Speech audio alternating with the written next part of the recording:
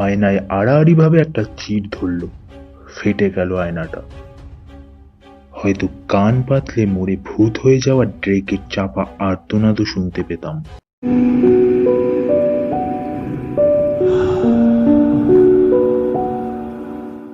আমরা আমাদের জীবনের ছোট ছোট খুশির মুহূর্তগুলো ক্যামেরায় তোলা ছবি বন্দি করে রাখি। সেটা প্রথম প্রেমের স্মৃতি হোক কিংবা জীবনের কোনো নতুন অধ্যায়ের সূচনা। কিন্তু এই ছবি যদি আপনার জীবনের অন্তিম স্মৃতি হয়ে ওঠে, এই ক্যামেরা যদি আপনার জন্য পরলোকের দরজা উন্মুক্ত করে দেয়। শুনতে থাকুন আমার সাথে নীলাঞ্জন নন্দী রচিত গল্প ক্যামেরা। 10ই মে 1995। নিয়মিত ডায়েরি লেখার অভ্যাস আমার নেই, তবে কখনো কোনো বিশেষ ঘটনা ঘটলে তার বিশদ বিবরণ লিপিবদ্ধ করে রাখি। এই অভ্যেস আমার বহুদিনের। বাবা মারা যাওয়ার পর ঠাকুরদার তৈরি এই বিশাল বাড়িটায় এখন আমি আর আমার কাজের লোক রাধারমন, মাত্র এই দুটি প্রাণী। গত শুক্রবার হঠাৎ একটা অদ্ভুত ঘটনা ঘটে গেল। ঘটনাটার অপ্রত্যাশিতায় এতটাই নিজেকে হারিয়ে ফেলেছিলাম যে কদিন ডায়েরি লিখতেও বসতে পারিনি। সেদিন সকাল থেকেই আকাশের অবস্থা ভালো ছিল না। কখনো মুষলধারে, আবার কখনো বা ইলিশে গুড়ি বৃষ্টি পড়ে চলেছিল। 10টা নাগাদ স্নান সেরে খাটের তলা থেকে ডাক ব্যাগের জল নিরোধক জুতো জোড়া বের করে পায়ে পড়লাম। ক্যামেরার ব্যাগটা গোছাতে গিয়ে মাথা ব্যথাটা টের পেলাম। থার্মোমিটার দিয়ে দেখলাম 102 জ্বর উঠেছে। অফিস যাওয়ার চিন্তাটাকে এবার মাথা থেকে ঝেড়ে ফেলে বিছানায় শুয়ে পড়লাম। কখন যে ঘুমিয়ে পড়েছি টেরই পাইনি। ঘুম ভেঙে দেখি বৃষ্টিটা প্রায় কমে এসেছে। আমি বারান্দায় গিয়ে দাঁড়ালাম। ঠিক এমন সময় আমার বাবার কথা মনে পড়ল। বাবা পেশায় ছিলেন ডাক্তার। মনে পড়ল ডায়েরিটার কথাও। বাবার ডায়েরি লেখার অভ্যাস ছিল, উনি নিয়মিতই লিখতেন। গত মাসে দোতলা স্টোর রুমটা পরিষ্কার করছিলাম যখন বাবার 4টে ডায়েরি তখন হাতে আসে। 1963 থেকে 1966, 4 বছরের এক এক দিনের সংক্ষিপ্ত বর্ণনা সেখানে লেখা। 63, 64 আর 65 সালের ডায়েরিটা আমার পড়া হয়ে গিয়েছিল আগেই। 66 17ই মার্চ পর্যন্ত এগিয়েছিলাম, কিন্তু তারপর থেকে ঠিক সময় করে উঠতে পারছিলাম না বাকিটা পড়ার। কিন্তু আজ অনেকটা সময় হাতে পাওয়া গেছে। ডায়েরিটা নিয়ে বসে পড়লাম। ডায়েরিটা খুলে পড়তে শুরু করলাম 18ই মার্চ থেকে। বাবা লিখেছেন, 18ই মার্চ 1966। আজ হঠাৎ বীরেন সকালে টেলিফোন করেছিল। বলল কাল নাকি পার্ক স্ট্রিটের ওয়াল্টার্সে নিলামে যাবে। আমি তো প্রত্যেক রবিবারই যাই। বীরেন জিজ্ঞেস করছিল ও সরাসরি যাবে নাকি আমি ওকে তুলে নেব। আমি ওকে বলে দিলাম যে যাওয়ার পথে ওকে তুলে নিয়ে যাব। কাল ভুবন বাবুর সঙ্গে একবার কথা বলতে হবে। ওনার ছেলের অপারেশনটা যত তাড়াতাড়ি সম্ভব করিয়ে ফেলব। সেন্ট আর্থার চ্যারিটি ফান্ড থেকে বোধহয় অপারেশনের জন্য অর্ধেক টাকা জোগাড় করে নিতে পারবো। ভুবনবাবুর ছেলের একটা ছবি চাই ওদের দপ্তরে জমা দেওয়ার জন্য। ভুবনবাবুর মতো একটা নিলামের দোকানে কেরানির পক্ষে 10,000 টাকা জোগাড় করাটা খুবই কষ্টসাধ্য ব্যাপার। এরকম মানুষদের সাহায্যের জন্যই তো সেন্ট আর্থার্সের মতো সংস্থা রয়েছে। আমার মন বলছে ওরা টাকাটা দিয়ে দেবে। 18ই মার্চ 1966। একটু আগেই নিলাম থেকে ফিরলাম। বীরেন একটা 19 শতকের ফরাসি কলম কিনেছে 60 টাকায়। তেমন সস্তা হয়নি, তবুও বেশ খুশি হয়েছে ও। প্রথম দিকে নিলামে এসে পটাপট দর জড়িয়ে ভেবেছে আমি কি যেন একটা করলাম। আরো বার কয়েক ওখানে গেলে বোধ করি ও আরো চিন্তা ভাবনা করে দর হাঁকবে। ফেরার পথে বীরেনকে তার বাড়ি নামিয়ে দিয়ে এলাম। বাড়িতে এসে স্টাডিতে ঢুকে হাতের মোড়কটা খুললাম। আজ একটা ক্যামেরা কিনেছি, বেশ পুরানো জার্মান ক্যামেরা, 120 ফরম্যাটের ফিশার। এই কোম্পানি শুনেছিলাম বছর কয়েক ব্যবসা করেই উঠে গেছে, তবে ক্যামেরার বেশ সুনাম আছে। আজ নিলামের টেবিলে এটাকে দেখে আর লোভ সামলাতে পারলাম না। 125-এই কিনে ফেললাম। মনে তো হয় সস্তায় পড়েছে, তবে ছবি তোলার নেশা আমার বহুদিনের। একটা জাইসাইকনও আছে। এই ক্যামেরাটা বেশ ভারী ও সম্পূর্ণ কালো রঙের। লম্বায় প্রায় ইঞ্চি 7, চওড়ায়ও ইঞ্চি 4 তো হবে। অনেকটা ইয়াশিকা 30-র মতো। ক্যামেরাটার ওপেনিং তো অজিতের ছবি তুলেই করব। বছর তিনেক বয়স হলো ওর। 20শে মার্চ 1966। আজ হসপিটাল থেকে ফেরার পথে হঠাৎই রাস্তায় ভুবনবাবুর সঙ্গে দেখা হয়ে গেল। উনি ছেলের সঙ্গে কর্নওয়াল স্ট্রিট ধরে হাঁটছিলেন। আমি ড্রাইভারকে ওদের পাশে গাড়িটা দাঁড় করাতে বললাম। আমায় দেখে একগাল হেসে উনি জানালেন উনি নাকি আমার বাড়ির দিকেই যাচ্ছিলেন, অন্নদা স্টুডিওতে, ছেলের ছবি তোলাতে। দেখি ভুবনবাবুর ছেলে পলাশ মুখ টিপে হাসছে, যেন ছবি তোলার কথা সে খুব মজাই পেয়েছে। আমি গাড়ির দরজা খুলে ওদের ভিতরে আসতে বললাম স্টুডিওতে ছবি তুলে কোনো লাভ নেই, ফালতু পয়সা খরচা হবে, তার চেয়ে বরং আমি তুলে দিচ্ছি ছবি। এই বলে ওদের বাড়িতে নিয়ে গেলাম।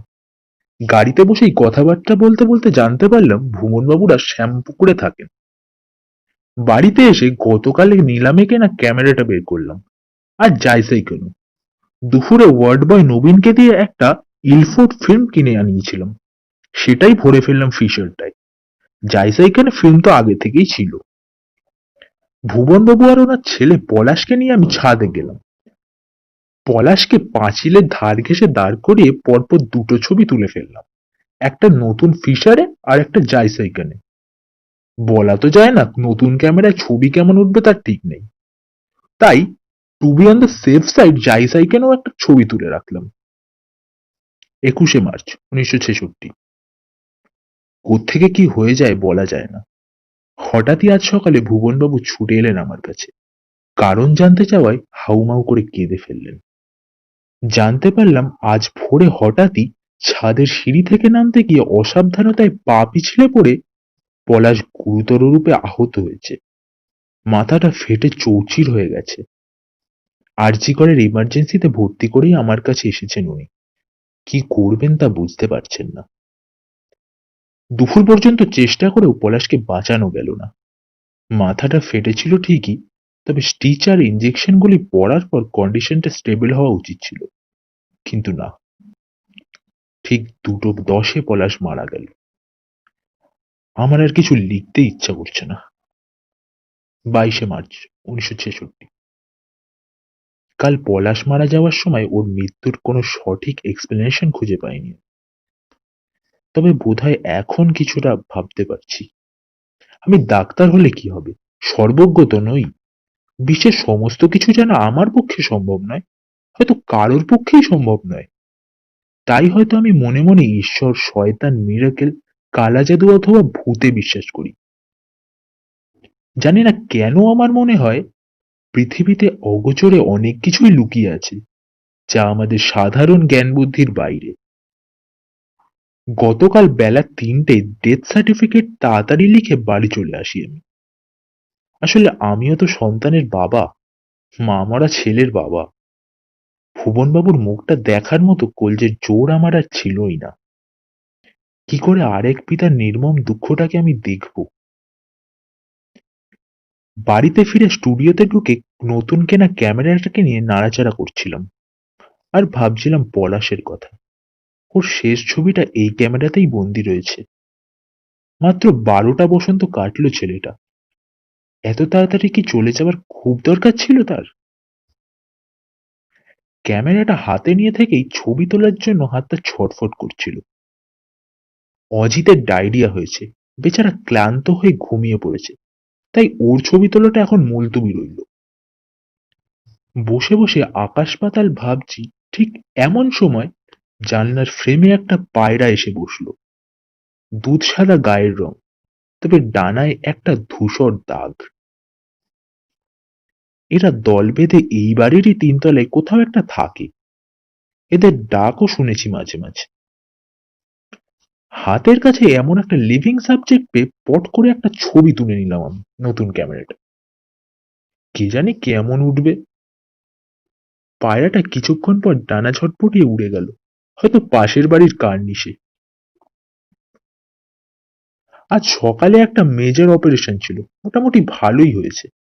বিকালে বারান্দায় এসে দাঁড়াতেই নিচে আমার নীল রঙের মরিসের পাশে সাদা মতো কি একটা পড়ে থাকতে দেখলাম, পেছনের চাকার ঠিক ডান দিকে।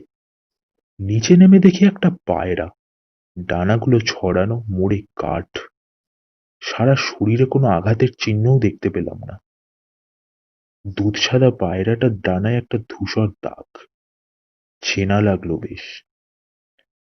গতকাল তো এর ছবি তুলেছিলাম আমি ওই নতুন ক্যামেরাটা দিয়ে।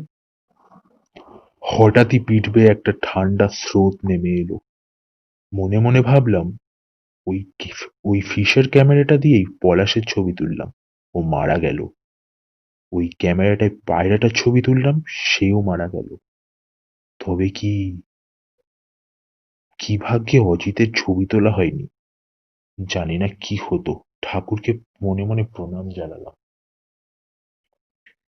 ক্যামেরাটার ইতিহাস কি? কোত্থেকে এসেছে ওটা? মাথায় হাজারটা প্রশ্ন করতে লাগলো। পুরোপুরি শিওর না হলেও আমার মনে হয় ক্যামেরাটা ভুতুড়ে। ওটাকে কিছুক্ষণ আগে একটা খবরের কাগজ দিয়ে মুড়ে তুলে রেখেছি। ওটাকে আর কোনোদিন ব্যবহারই করব না। কোনোদিনও না।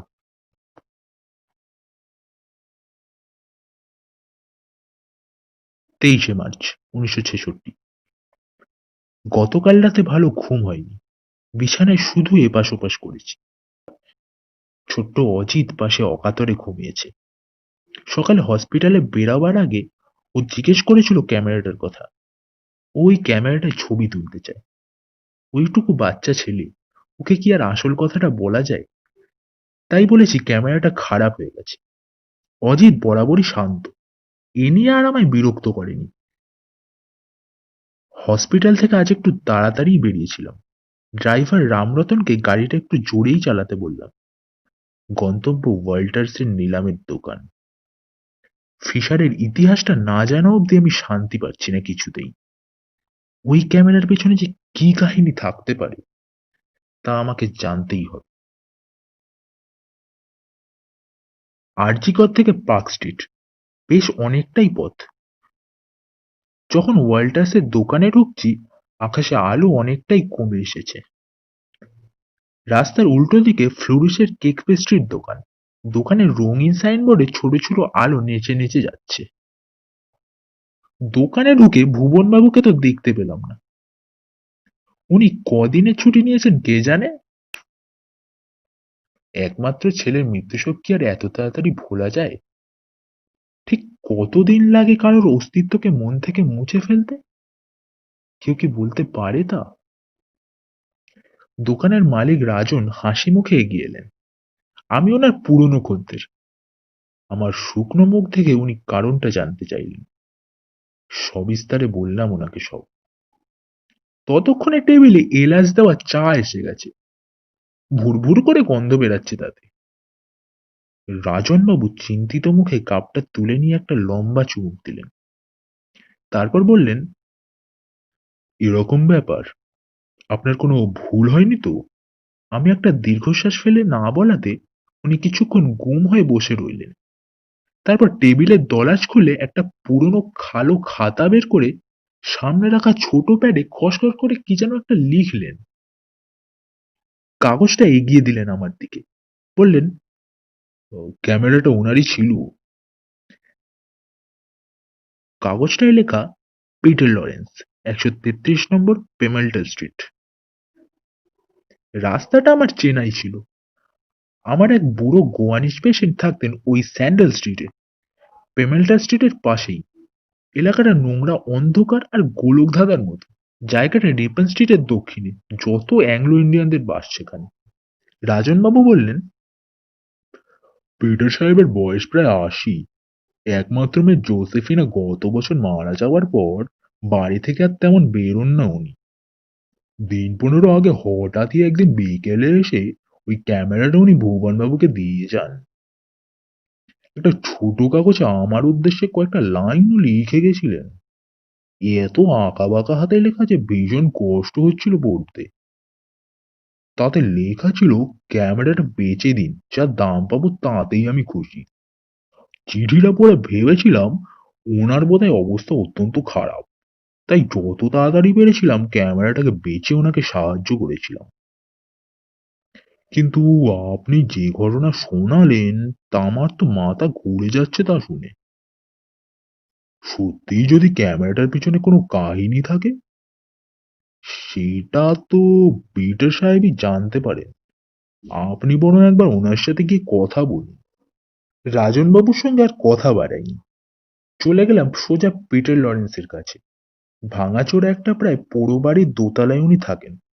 অপরিষ্কার কামরা, অপর্যাপ্ত আলো আর অসহ্য একটা নাম না জানা জান্তব গন্ধ পরিবেশটাকে ভারী করে রেখেছিল।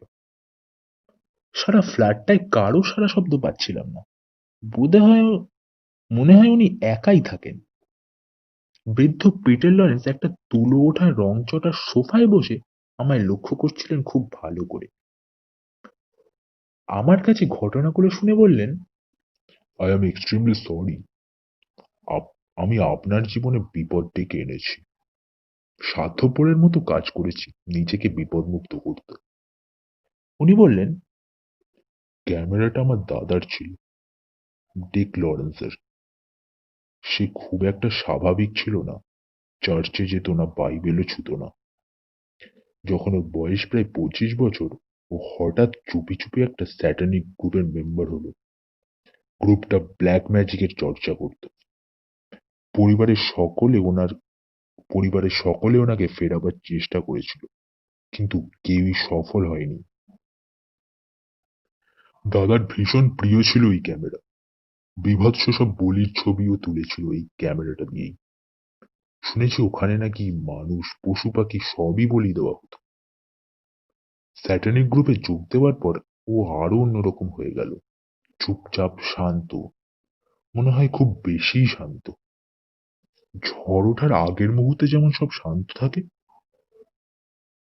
একদিন ওই শয়তানের ঘাঁটিতে পুলিশ হানা দিল। গ্রেপ্তার হলো ড্রেক। বুড়োর দিকে নিষ্পলক দৃষ্টিতে চেয়েছিলাম আমি। তার কথাগুলো মন দিয়ে শুনছিলাম। বুড়ো বলে চলেছে, ওকে ছাড়ানো গেল না, শত চেষ্টাতেও না। অবশেষে ওর কেস কোর্টে। বিচারে ওর ফাঁসির হুকুম হলো। গলায় পরানোর ঠিক আগে দাদা বলেছিল, তার শরীরের মৃত্যু হচ্ছে ঠিকই, কিন্তু তার আত্মা থাকবে। কোনো না কোনো বস্তুর মধ্যে দিয়ে সে ফিরে আসবে, আবার খুন করবে। প্রাণনাশের আনন্দের নাকি কোনো বিকল্প নেই। এতটা বলে পিটার সাহেব থামলেন। ওনার বুক হাঁপড়ের মতো ওঠানামা করছিল। পাশের র‍্যাক থেকে জলের জগটা পেরে এক নিঃশ্বাসে অনেকটা জল খেয়ে ফেললেন। নোংরা মলিন শার্টের হাতায় ঠোঁট দুটো মুছে বললেন, আপনিও সব বিশ্বাস করবেন কিনা জানি না, তবে to tell the truth, I think that camera is possessed. ড্রেকের প্রতিহিংসাপরায়ণ আত্মা ওই ক্যামেরায় রয়েছে। আমি ওটা দিয়ে কোনোদিন ছবি তুলিনি, বাড়িতে এমনিই পড়েছিল। গত বছরে হঠাৎ একদিন আমার মেয়ে জোসেফিনা ওর এক বন্ধুকে দিয়ে নিজের একটা ছবি তোলায় এই ক্যামেরায়, আর তারপরেই ও মারা যায়। সেদিন রাতে পিটার লরেন্সের বাড়ি থেকে ফিরে আর স্টাডিতে ঢুকিনি। ওই খবরের কাগজে মোড়া ক্যামেরাটার দিকে তাকাবার আর ইচ্ছা ছিল না। তবে ক্যামেরাটা আমি বেচবো না। অন্য কারো জীবনে কালো ছায়া নেমে আসুক, এটা আমি চাই না। আমার লেখা এই ডায়েরি অজিত বা শর্মা বড় হয় পড়বে আশা করি।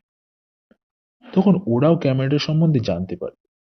সবটা জানতে পারার পর আশা করি ওরা ক্যামেরাটাকে নিছক কৌতূহলে ব্যবহার করবে না, জোসেফিনার মতো। 10ই মে 1995। এই পর্যন্ত পড়ে আমি থামলাম। মাথার দুপাশটা আবার দপদপ করছিল। কপালে হাত দিয়ে দেখলাম ঘাম। আমি অবাক হয়ে মেঘলা আকাশের দিকে তাকিয়েছিলাম। মনে মনে অনেক কথা ভাবছিলাম। বাবা কেন ক্যামেরাটাকে নষ্ট করে ফেললেন না? বাবা কি ভয় পেয়েছিলেন? এতগুলি ভাবনা চিন্তা মনের মধ্যে জট পাকিয়ে যাচ্ছিল। চেয়ারে বসা অবস্থাতেই পিছন ফিরে মেঝের দিকে তাকালাম। মনে বিশ্বাস আর অবিশ্বাসের লড়াই চলছে পুরো দমে। হঠাৎই খবরের কাগজে মোড়া ক্যামেরাটার দিকে চোখ পড়ল। প্যাকেটটা খুললাম। ক্যামেরাটাকে দেখে তো বেশ দিব্যি চলে বলেই মনে হচ্ছে। হঠাৎই মাথায় একটা প্রশ্ন এলো, বাবার মনের ভুল নয় তো? সবটা নিছকই কল্পনাও তো হতে পারে। কিন্তু বাবা তো বেশ কম কথার মানুষ ছিলেন না। মন গড়া ঘটনার কোনো মূল্য ওনার কাছে ছিল বলে তো জানতাম না। তবে কি মাথায় একটা বুদ্ধি বিদ্যুতের মতো ঝলসে উঠল। একটা পরীক্ষা করে দেখতে হবে। ক্যামেরাটাকে আমার শোবার ঘরে নিয়ে এলাম। ফিল্ম ডায়ালে স্পষ্ট দেখতে পাচ্ছি ৩ লেখা রয়েছে। অর্থাৎ ৬৬তে তোলা সেই পায়রা আর ভুবনবাবুর ছেলের পলাশের ছবি রয়ে গেছে এর অভ্যন্তরে। ফিল্মটা বোধহয় অকেজো হয়ে গেছে এতদিনে। সেই দুটো ফটো তোলার পর আর কোনোদিন ব্যবহারই হয়নি এই ক্যামেরাটা। ক্যামেরাটাকে খাটের ওপর রেখে ব্যাগ থেকে একটা স্ট্যান্ড বের করলাম। ক্যামেরাটাকে স্ট্যান্ডের ওপর বসিয়ে দিয়ে সেলফ টাইমারের বোতামটায় দম দিয়ে দিলাম। আর তারপরে শাটারটাও টিপে দিলাম। এভাবে আপনা থেকেই ছবি ওঠে, ফটোগ্রাফেরও দরকার পড়ে না। হঠাৎই কানে এলো একটা শব্দ। শাটারটা পড়তে আর বড়জোর সেকেন্ড কয়েক বাকি। যেন র্যাটেল স্নেকের গা হিম করা ঝুমঝুমির শব্দ। লেন্সটা সোজা, নিজের নিরেট কালো শরীরটার দিকেই তাক করা। ক্যামেরাটা যেন নিজেই নিজের ছবি তুলবে। আসলে ক্যামেরাটাকে আমি বসিয়েছি আয়নার সামনে। পুরোনো দিনের আলমারির এক পাল্লায় বেলজিয়াম মিরর। ক্যামেরার প্রতিবিম্ব আয়নায় দেখা যাচ্ছে। আমি ঘরের এক কোণায় কাঠ হয়ে দাঁড়িয়ে। মন বলছে, আজ যদি এই হতচ্ছাড়া শয়তানের যন্ত্রটার মনে প্রতিহিংসা জাগে, জাগে মরণের নেশা, তো ব্যাটা নিজেকেই মারুক। ৩টে শব্দ হলো পরপর। অবিশ্বাস্য কাণ্ড। শাটারটা পড়ল। আয়নায় আড়াআড়ি ভাবে একটা চিট ধরল। ফেটে গেল আয়নাটা। ক্যামেরার ভিতর থেকে একটা শব্দও কানে এলো।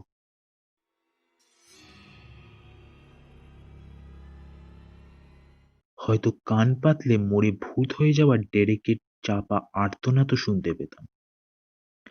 ঠিক তারপরই ক্যামেরার লেন্সটায় একটা ফাটল ধরল। এক্সপোজার ফোকাস রিং খসে পড়ল মাটিতে। পেছনের ডালাটা খুলে গিয়ে ফ্রেমটা বেরিয়ে পড়ল, পেট থেকে বেরিয়ে পড়া নাড়ি ভুড়ির মতো। মৃত্যু হলো ক্যামেরাটার। যেন ঘাম দিয়ে জ্বরটা ছেড়ে গেল। ঘটনাটা ঘটার কয়েকদিন পর একটা ফ্যাশন অ্যাসাইনমেন্ট ছিল। ব্যাগটা খুলতেই আঁতকে উঠলাম। আমার সাধের ১৫,০০০ টাকা দামের স্ট্যান্ডটা পুরো বেঁকে চুরে গেছে। স্ক্রুগুলোতেও মরচে পড়েছে। ঝকঝকে ক্রোমিয়াম স্টিলের এই মজবুত স্ট্যান্ডের কি দশা আজ! আসলে ভুলটা তো আমারই। ভুতুড়ে ক্যামেরাটাকে এই স্ট্যান্ডের ওপর বসিয়েই মরণ শাটারটা টিপেছিলাম আমি। ক্যামেরাটা তো নষ্ট হলোই, আমার স্ট্যান্ডটাও অকেজো আর বাতিল হয়ে গেল চিরকালের জন্য। কারণ শাটারটা পড়ার সময় আয়নায় স্ট্যান্ডের প্রতিবিম্বও পড়েছিল।